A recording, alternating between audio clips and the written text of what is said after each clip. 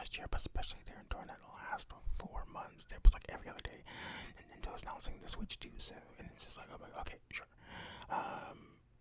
But nope, they actually did announce this past week, and so I'm excited because for one thing, they did it right. Just on a name standpoint, they didn't pull a Nintendo. Okay, it didn't go from Nintendo Switch to Nintendo Switch up. Our Nintendo switched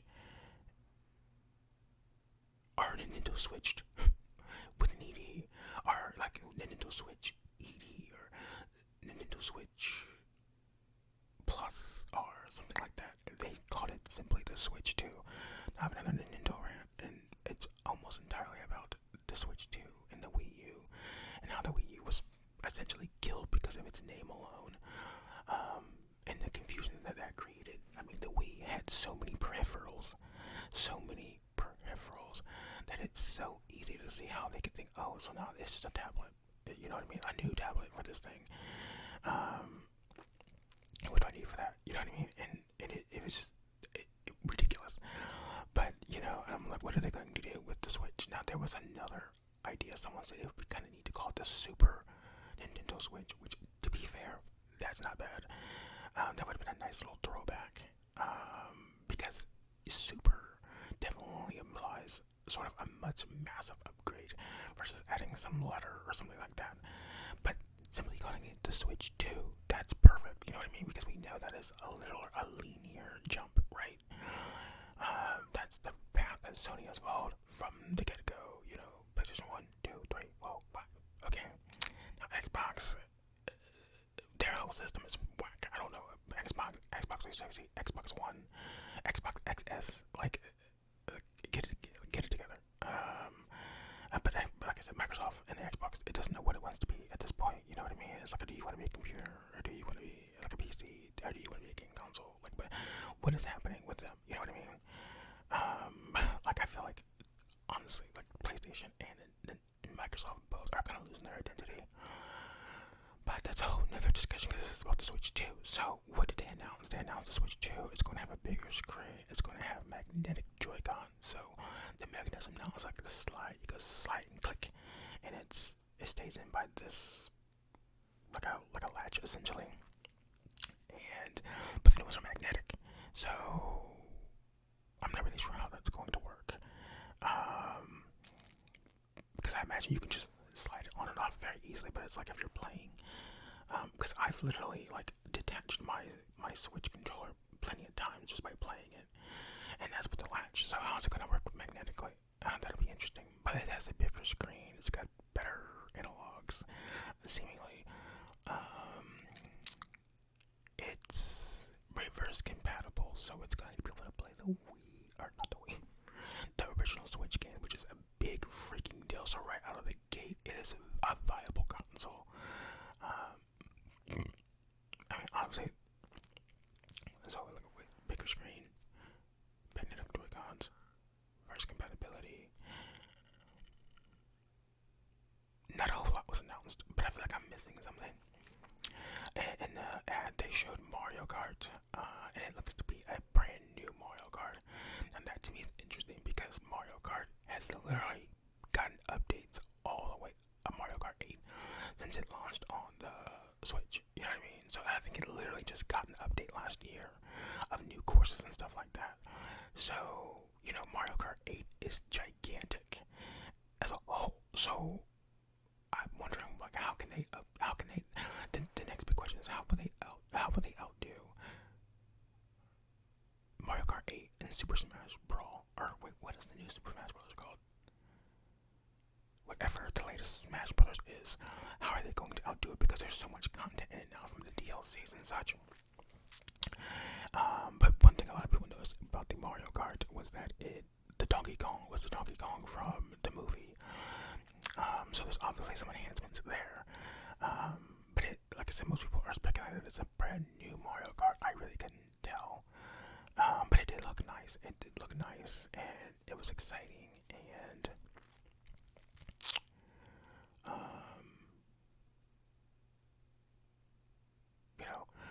I think they said, I don't remember when they said they're going to announce actual real details. Was it June? Was it May? Or June? It's in a couple months, you know what I mean? So they were just like, I guess they were like, shut up, you know what I mean? Fine, it's coming, and it's going to be the Switch 2. So, good job for them on that. We don't know the price. We don't know the specs. You know what I mean? We don't know what kind of screen. Did they announce the screen type? Like if it's OLED? I don't think they did that. All we know is that it's bigger. And it's. I wouldn't say it looks a whole lot different, but it does look different. But the one that they used, it was black. And I don't know. It's just. I kind of like the red. I kind of like the themes. But to be fair, the Switch that I own is black, or it's the gray one. So, but I like the diversity in colors, because everybody else, I guess, just Microsoft and Sony, like they play it safe. You know what I mean? You're not getting a blue Xbox. You know what I mean? You're not getting a red and blue. You know what I mean? It's gonna be white, gray, like black. You know what I mean? End of list. Whereas the Switch has a lot of colors and a lot of customizations. And anyways, where was I going with that? Anyways, with the Switch too. I don't know, but it's like I said, I'm excited because I'm a Nintendo fanboy. I believe that they are the best gaming company because I just believe on Nintendo. You have fun on Nintendo. You go in there for a good time.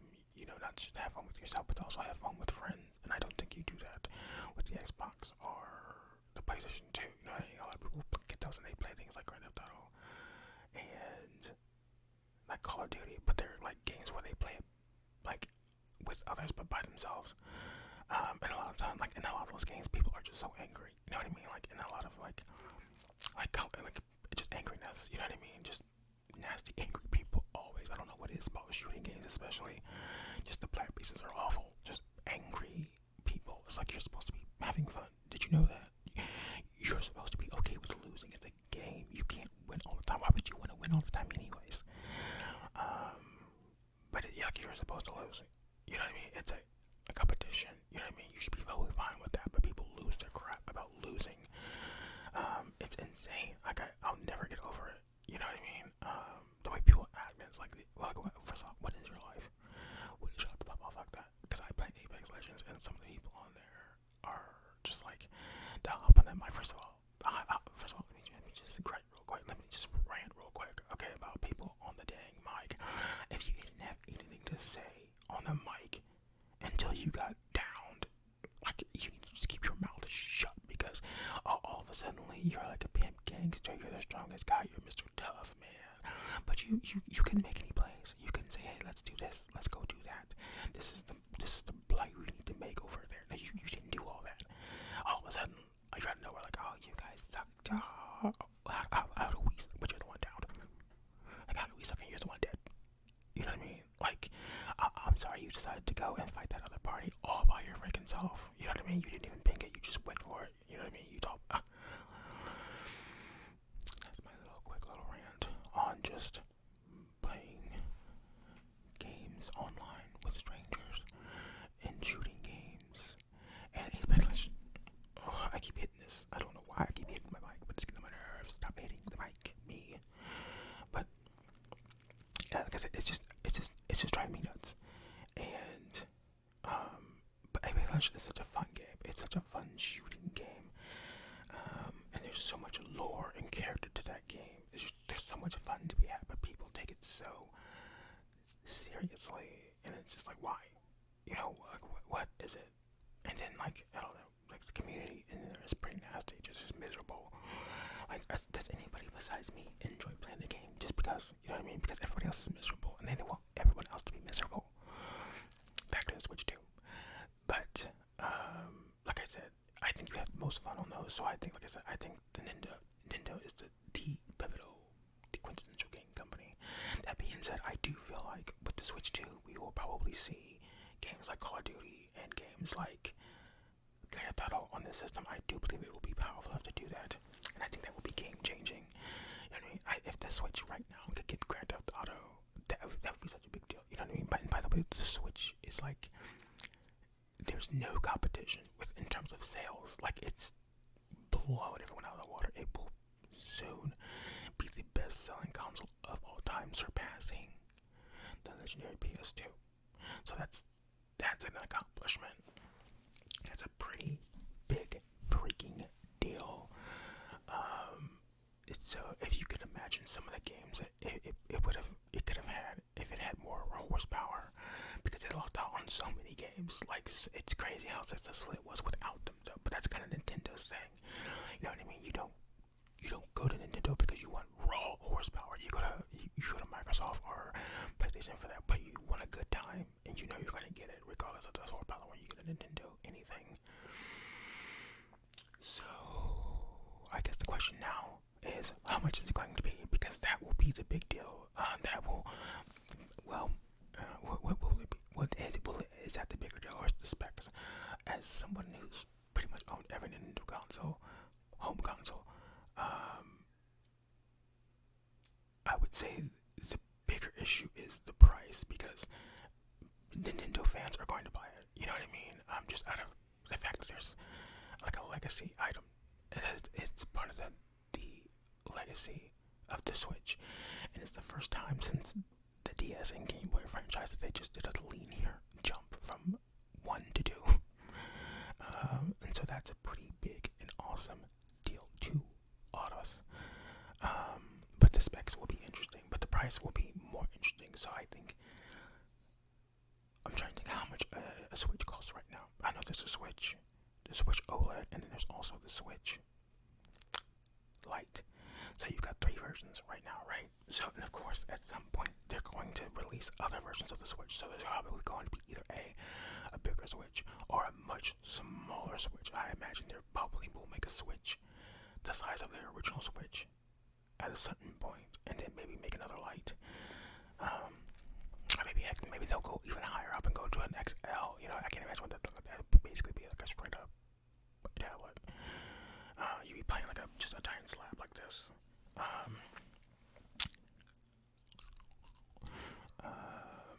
But yeah, I'm wondering what the price is. So I think right now you can get a Switch for $299 or $249. Maybe even as low as $199. I don't know. But it will depend on the entry point of where this is at, because the Switch started at a great price when it launched to begin with. Very affordable. It was a different time. Everything's more expensive now. And that will affect a lot of things, you know what I mean? But people were paying like $500 for Beyonce tickets, I believe. So it's like, you know, people will get what they want to get, but at the same time, I don't know. Because I feel like once you hit $400, if we start getting kind of sketchy, and it better not be some bullcrap where it's like, it's in tiers, of like, there's a 128 gigabyte model, there's a 500, like, I don't want any of that. No, make sure it still uses memory cards, you know what I mean? I've been using the same 256 gigabyte memory card since I got the thing. And so I don't want any of that, like, phone tier crap. That should be totally irrelevant. There should be able to use memory cards in phones. It's ridiculous. I hate the phone market right now. It's so anti-consumer, you know what I mean? You don't have any flexibility with phones. You know what I mean? Like, don't you dare drop one. Don't you dare drop the damn thing. You know what I mean? It's just, I hate it. But I am excited for this video too. I'm excited because who knows what they're going to announce this year in terms of more games. There will probably be a new Pokemon. That'll be interesting. I believe they're already working on a Legends Pokemon game, so that will almost certainly be released on that. I don't know if they're working on of course they're working on the mainline game, but I'm not too pressed on the mainline game right now because I wasn't a big fan of Scarlet and Violet. But who knows, you know what I mean? I don't think Pokemon is a game that benefits from 3D. I really think they should keep that like 2D's, like a cell shading type of deal. It needs to keep a more cartoonish feel. It does not need to be 3D. I think that kind of ruins the models. They look kind of whack in 3D, and there are certain details that just don't really work on like the 2-dimensional scene. At least not the way that they've been doing it.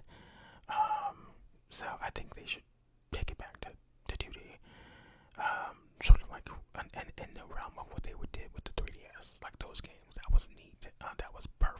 actually.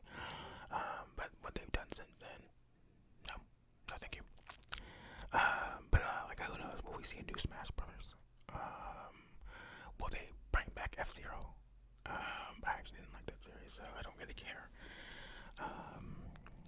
Will there be a new Zelda? I don't play Zelda, but I know it's one of their biggest franchises. And of course, I have a soft spot for, the franchises because it's in Smash Bros. You know what I'm saying? But it'll be interesting to see. It'll be interesting to see what other third-party games come out, though. I'm eager to see I'm eager to see the specs, if I'm being honest. Like, now that I think about it, I'm eager to see the specs because the only downside to the Switch is that it just isn't powerful enough. It struggles to play its own. It struggles to play Pokemon sometimes. You know what I mean? But it's such a great system, and it'll just be really interesting to see what happens. It's looking like that Nintendo has called the future with the hybrid, because we're seeing a lot of like PC companies coming out with like hybrid handheld PC gaming devices, like the Steam Deck.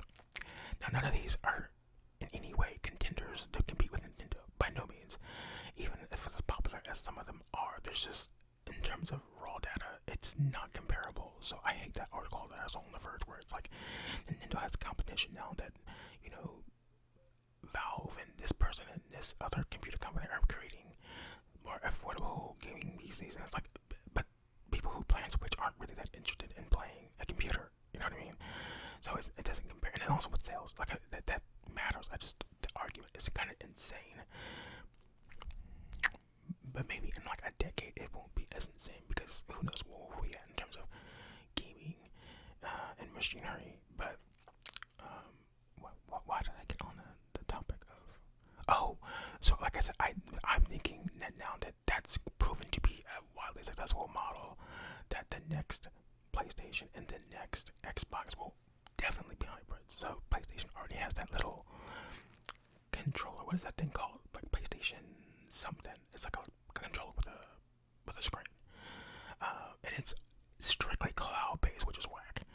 But that's like their answer to it. But it also costs like $200 or $300, and like I said, it's just a cloud device. Like, it's useless without the cloud. Like, whack. Why would I buy that? Like, no, thank you. But I suppose at a certain point, the big players will all do hybrids, and so we'll see how that goes, because because you want that to see where that raw power is. You know what I mean? To see what you can hold around with you. You know what I mean? It would be really neat to walk around with Grand Theft Auto. Again, so like back when it was on.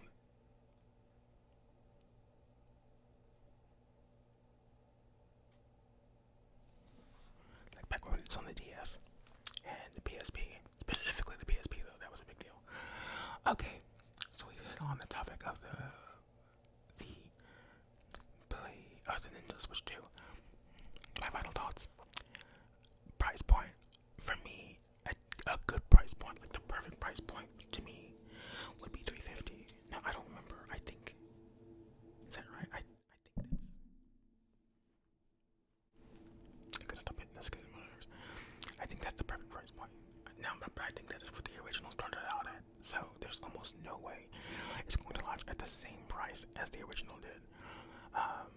So I will probably, the entry into a Switch 2 will probably be $400, and that's kind of high. I mean, I understand that the development costs more right now. I think there's still like a computer chip shortage.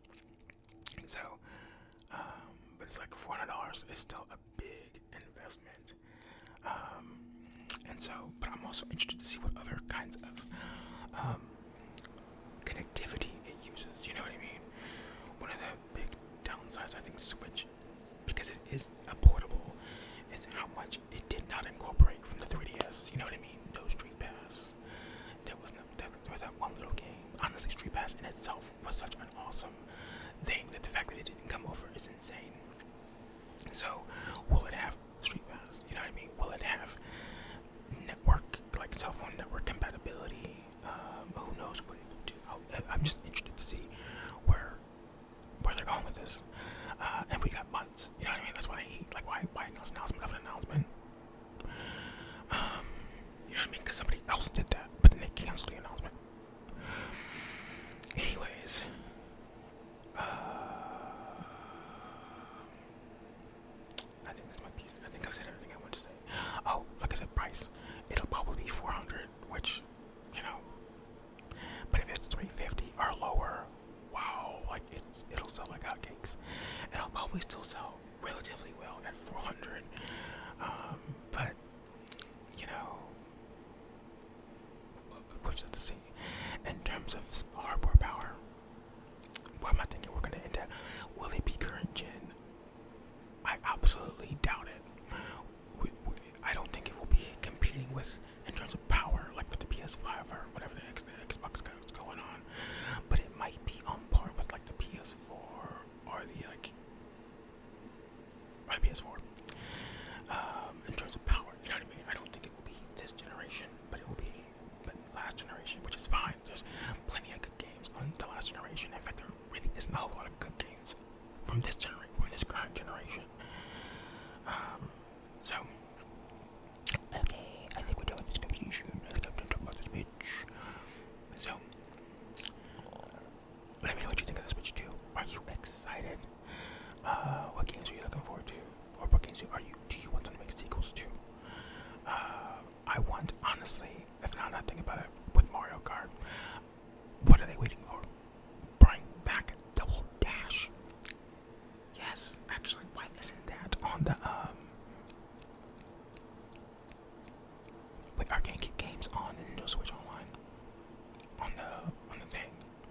That's not a thing yet, is it? I think they just started doing N64 and like Game Boy Advance, so GameCube's not on there yet. Either way, bring back the Double Dash mechanics. You know what I mean? Like, that was awesome. I have no idea. That was the only time they've ever kind of deviated from the regular format and experimented with Mario Kart. And then after that, they were like, screw it. We're going back to basics. Like, we're never doing that again. No, do it again. Bring back Double Dash mechanics. That was so much fun. That was so awesome. Do it. But what we've seen so far was that it didn't, you know, everyone was in a single cart. So, maybe it'll be an unlockable mode, but almost certainly it won't. But that would be pretty neat. But like I said, it'll be interesting to see where they go, where they take their games. I would say this current generation, so since we're not in the Switch 2 generation yet, this current situation with the current Switch, almost all of their franchises have peaked. I would say Mario Odyssey, Pokemon. Okay, maybe Pokemon didn't peak, but Legends is certainly up there, and Sword and Shield's very decent too. And of course you got Smash Brothers, Zelda. Like, a lot of their franchises are on such a huge level with this last round. So it'll be interesting to see like how they go above what they've just done. Like I said, but unfortunately they aren't exactly, you know, above going backwards. You know what I mean? Because that's definitely what they did with Animal Crossing. New Leaf was simply a better game. There's no way to put it. It had a better game, and it offered more. It's crazy. That was like a handheld. That was on a Nintendo DS, 3DS. But you can do more in that game. You had more customizations with your items. It was better. It was just a better game. And it's just crazy that they brought New Horizons over, and it's like we lost so much for terraforming, and it's just like, and it brought in so many new players too. That's what the sad part is. So they're in their debut into Animal Crossing as New Horizons, which isn't a bad game by any means, but it's like, in comparison to New Leaf, it's not that great. But it's still a good game. I love it. It's one of my favorites of all time. I think I put it over like 1,500 hours into that game total in a very short amount of time during the pandemic. And so it'll be interesting to see what they do with Animal Crossing. Like, that's what I want to know. Because tell me why Mario Kart got updates for like 15,000 years, and Animal Crossing got like one. They got like 1 year, and it was just a couple of updates, and they're like, okay, we're done. This game sold like a billion, but we're done with updates. Why? Someone make that make sense. A